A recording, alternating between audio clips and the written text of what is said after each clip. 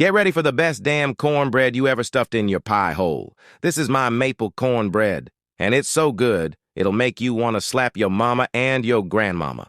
Now, the first thing you're going to do is get yourself a nice mixing bowl and dump in 1 cup of cornmeal and 1 cup of oat flour. Don't have oat flour? Put oatmeal in a blender and hit the on button. It's not rocket science. Then add in 1/2 cup of tapioca flour.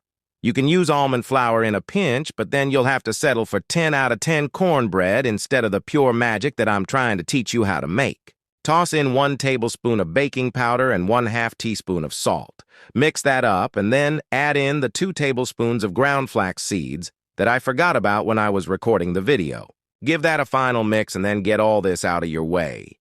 Now on to the wet ingredients. Mix 1 1/4 cups of heavy cashew milk with 1/2 cup of real maple syrup.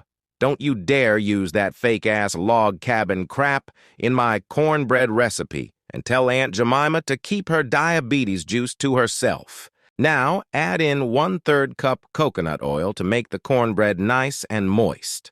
Hold up! You don't know how to make the heavy cashew milk? Okay, I gotcha.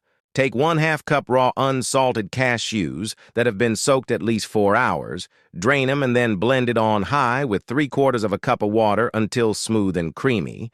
It's that easy. Now, mix your wet ingredients with your dry and pour into an 8x8 cake pan lined with parchment paper and bake at 400 degrees for 20 to 23 minutes. When it's done, take it out of the oven and have some damn patience while it rests for 10 minutes before you and your friends devour it like the pack of filthy wild animals you know you are. You're welcome.